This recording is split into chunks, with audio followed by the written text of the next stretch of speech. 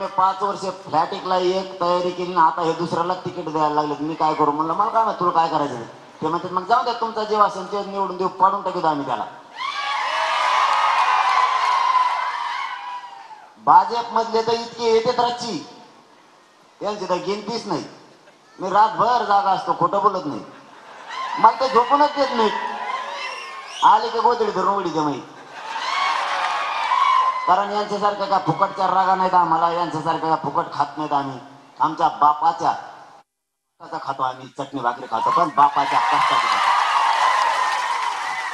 हे जे फुकट माझ्या विरोधात बोलतात ना आमदार भाजपचे, हे मराठ्यांच्या पैशावर पोसलेली अवलाद आहे. हे मराठ्यांचे पैसे या महाराष्ट्रातल्या जनतेच्या पैशावर पोसलेत आणि आज मराठ्यांना विरोध करायला लागलेत. का? त्यांचं म्हणणं आहे देवेंद्र फडणवीसला टार्गेट केले आणि मी जर त्याला टार्गेट करायचं बंद केलं तर मग यांना गोड लागतं. कसलाही आमदार असू द्या, कितीही नालायक, तो स्वतःच्या जातीतून बोलणार. त्याला म्हणते जातवान जातीचा माणूस. हे मराठ्याचे आमदार बोलते कोणाच्या विरोधात? मराठ्याला आरक्षण देऊ नका. दुसरा प्रश्न काय यांचा? आता दुश्मनी किती घ्यायची? आणि मी आल्यापासून दुश्मनी का? हे तर 150-200 वर्षापासून लफडं सुरू आहे या दुश्मनीचं. तिसरं यांचं काय आहे? त्या महाविकास आघाडीकडून लिहून आणा. आणि तुम्ही काय राहता? तुम्ही लिहून द्या ना. बरं लिहून द्यायची गरज काय? मराठ्यांचं आरक्षण येते तुम्ही द्या ना. ते देतच नाही, फक्त बहाणे करायचे.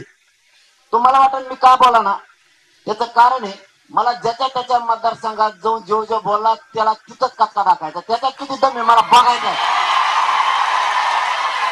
आता मला खेटलाच ना, मला खेटलेल्या माणसाला मी टिकवल्याशिवाय सोडित नाही. आपला रूल आहे. मी स्वतःहून कोणाच्या वाटा जात नाही, सुरुवात मी करत नाही. मग तो कोणी असो, सुरुवात मी करत नाही. देवेंद्र फडणवीस बोलले तर मी बोलतो, त्याचे आमदार मंत्री बोलले तर मी बोलतो, विरोधी पक्षातला बोलला तरच मी बोलतो. जर बोलला नाही मी बोलत नाही. तुम्ही मराठ्यांना आरक्षणाला विरोध करायला लागला तर तुम्ही जातीला बाप मानण्यापेक्षा तुम्ही नेत्याला पक्षाला बाप मानायला लागलात, म्हणून मी आता तुमच्या मागे लागलो. तुमची श्रीमंती मराठ्यांपुढे पुरणार नाही.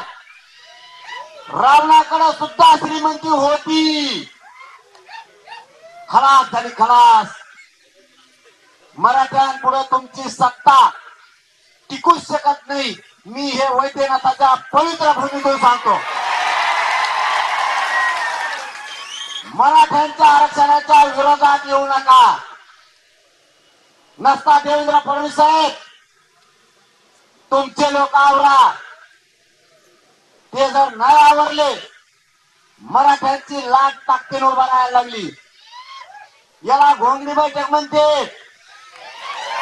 फडणवीस साहेब ही सभा नाही. घोंगडी बैठकीला 15 किंवा 50 लोक असते. इथले दोन्ही मंगल कार्यालय भरून लोक बाहेर आहेत. ही बैठक अंदाजा घ्या. 288 मतदारसंघात काय होईल? सुट्टी नाही. तुम्हाला आणखीन एकदा सांगतो, मला आणि माझ्या समाजाला राजकारणात जायचं नाही. माझ्या समाजाचा आणि माझा हक्क, यांचा हक्काचं ओबीसी आरक्षण आम्हाला पाहिजे ते द्या. तुम्ही जर नाही दिलं तर पुन्हा एकदा सांगतो 113 आमदार या राज्यात येऊ देणार नाही.